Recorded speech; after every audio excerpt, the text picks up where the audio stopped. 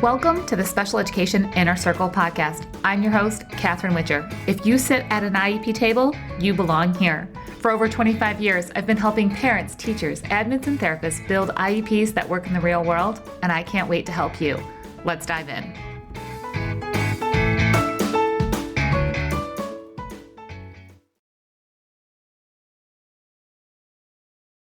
Sensory breaks in an IEP just aren't good enough. Let's talk about it on this episode of the Special Education Inner Circle podcast. I'm your host, Katherine Witcher, and I love building better IEPs with parents and teachers who are ready to dig in and really change things up. Really look at what is next when it comes to special education and what is possible. And I work inside of this Master IEP Coach community where I train parents and teachers to build better IEPs. And that means looking at the details because the small details make a big difference. Now, inside of the IEP, a lot of times we see something that says sensory breaks. Sensory breaks are supposed to be the support that is going to help a child be regulated and access their education. And it's supposed to be like this magical thing. Like, we'll just do sensory breaks and everything will be okay. That's not how it works. Sensory breaks are something that are necessary for a lot of students, but we have to make sure that we are doing this correctly. I'm going to show you one of my favorite tools that can be a game changer in the whole process of developing more sensory integration throughout the day, and it's called a Hoglet. And if you don't know what a Hoglet is, you're going to know in just a few minutes, and then stay tuned because I have a way for you to get a Hoglet. Like, I'll send it to you. I'll tell you how in just a few minutes. But let's talk about this sensory break inside the IEP. If you were to open up your child's IEP, or teachers, if you were to open up the IEPs, especially the ones that you're inheriting from another teacher, and you were to go to your supports, your services, accommodations, modifications, behavior plans, all different places, okay, we see things like sensory breaks. And it's important this year for you to really dig in and say, what does that mean? Start questioning everything. That's what I teach Master IEP coaches all the time. Just question things all the time. That is not a pushback. That is not creating conflict. Asking questions is learning how to do things better and how to communicate in a way that's going to create change. So when we see sensory breaks inside of an IEP, I first want to ask, why? Why? Like, what's the purpose? Like, what's happening? What's happening that we need to have sensory breaks? And once we find out what's happening, we say, okay, now what is a sensory break? Like, what's the definition of this sensory break for this child? And we may not know. See, here's the thing. When we develop an IEP, we're developing it on current data, right? So what if that data has changed? What if the child has had a big leap in their milestones, in their growth, in their maturity, in their ability to access their education, and those sensory breaks that were for last year, they just don't make sense for this year. In fact, sometimes when we don't evolve the sensory break to meet the child where they're at, it causes more chaos. It causes more meltdowns. It causes more stress and more disruption for the child because they're like, I don't need this. Why are you doing this? So it's important for us to figure out what's the purpose of it. Does the child still need it? What does it look like for who the child is right now? Those types of breaks and the different things that may have worked in the past may not be working now. And that's where we can start to integrate some new tools and take some new data and see, do we actually need a break or do we need more integration? So let me show you what a Hoglet is. A Hoglet is a fidget mouse, meaning computer mouse, right? So for those of you who are listening and you're not seeing the video, I'm holding in my hand a computer mouse, but not just any computer mouse. It has this really cool texturized cover to the mouse. So it's a USB mouse. And so here, let me just show you. It's so fun. So you're able to integrate a sensory tool like the Hoglet into the child's day. So it's not something that necessarily they have to take a break to go get this input or some, just some tools that might help with regulating emotions or regulating just their body or their mind. But it's being able to integrate it into the day. So it's like, yes, this is something that I don't have to stop. I can keep going on things that many times our students, they want to keep learning. Our children, they want to keep learning, but they just can't, right? They're having a struggle.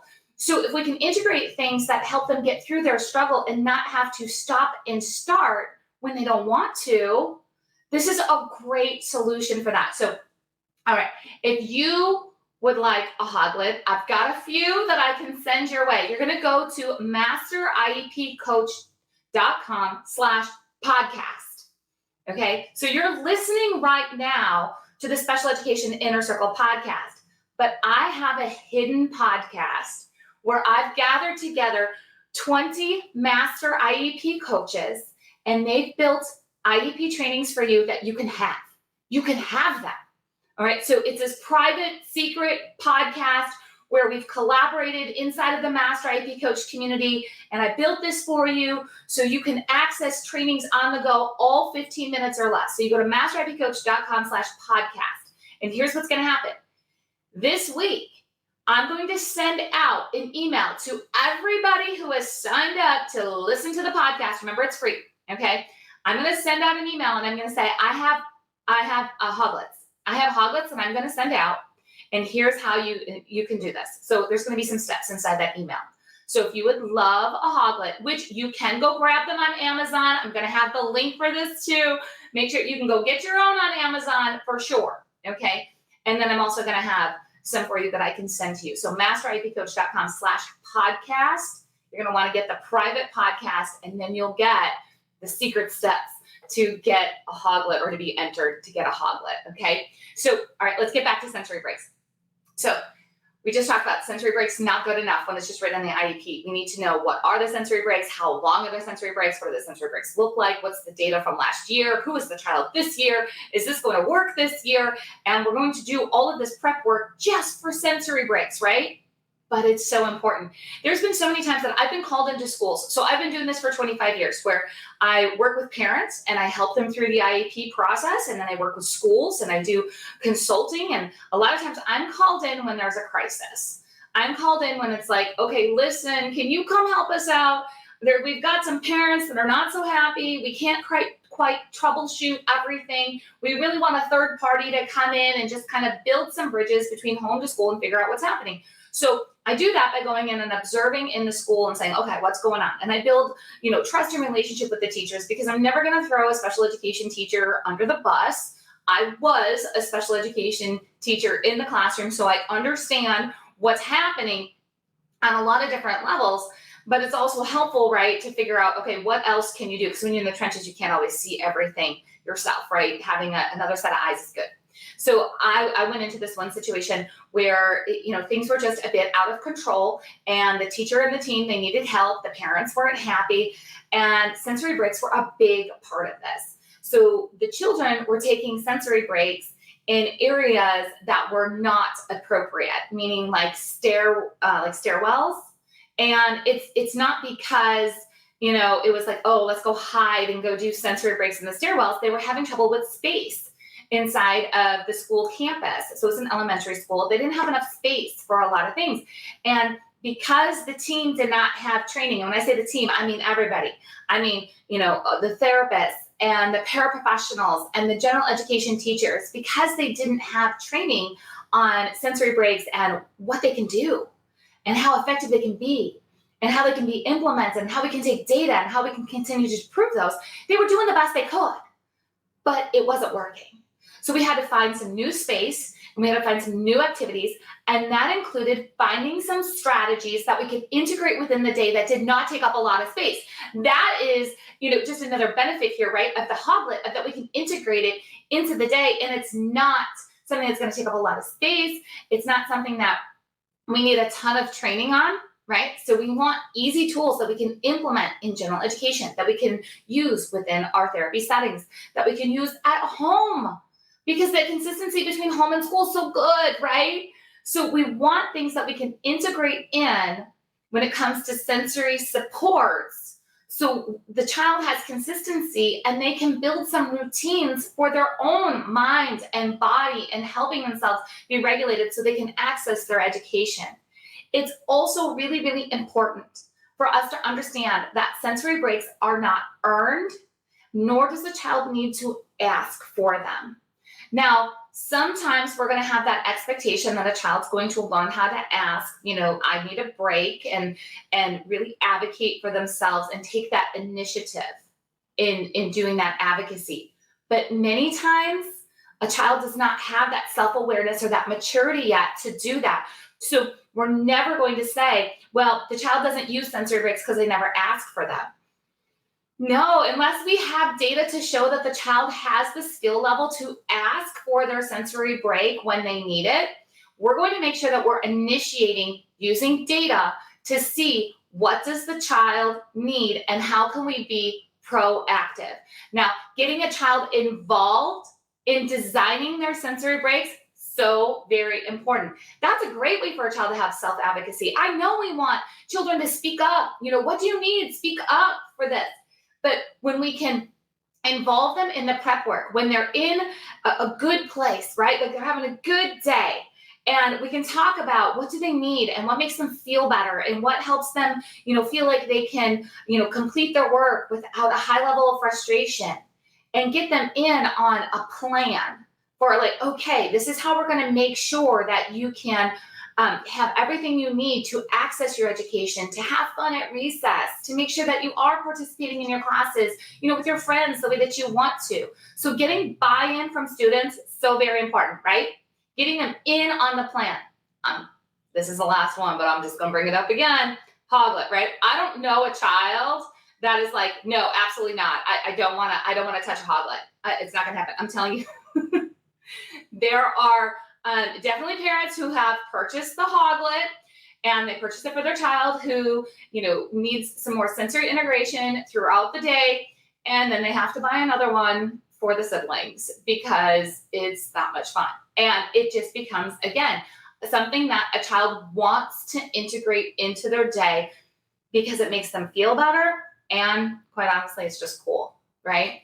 So I want to encourage you, open up that IEP, take a look at it. If you see sensory breaks, start digging in and asking why and how and who's going to do it and who's trained and does the child still need this and where is the child at, and just start making that list of questions that's appropriate for that child. Start digging into how can we get the child involved in creating their own sensory supports, and instead of always thinking of it as a break, what can we do to make sure that we're integrating sensory supports throughout the day so a child can access their education, so they can get that appropriate education to meet their unique needs, to prepare them for further education, employment, and independent living. Now, don't forget, I have some Hoglets to give to you. So go to masteriepcoach.com/podcast, sign up for that secret free Master IEP Coach podcast and get some additional IEP trainings. And everybody who has signed up is going to get an email within the next week that's going to share with you how you can enter to win a Hoglet. Now, if you're listening to this and you're like, this was posted a long time ago, and I'm sure all those Hoglets are gone, you're still going to want to go to masteriepcoach.com/podcast and sign up for that secret podcast, because Hoglets aren't the only thing that I have. So our listeners to our private podcast get access to things that everybody out here, they don't always have access to. It's a smaller group. When you sign up for this masteriepcoach.com/podcast, this secret podcast, I know that you're all in.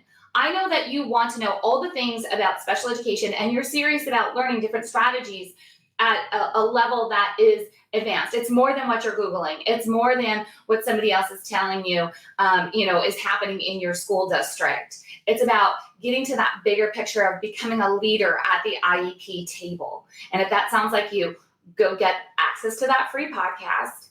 And then you're going to check out the Hoglet links. And then you're going to stay tuned for what else is coming up this school year, because it's so much fun. I cannot wait to see you. More here on the Special Education Inner Circle podcast and behind the scenes on the Master IEP Coach podcast at masteriepcoach.com/podcast.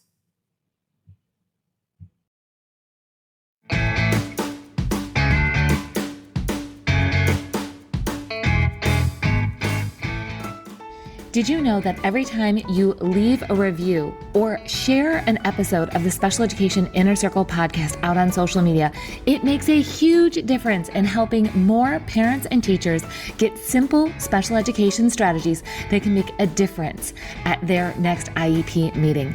Please leave a review, share with a friend, and I'll see you next time.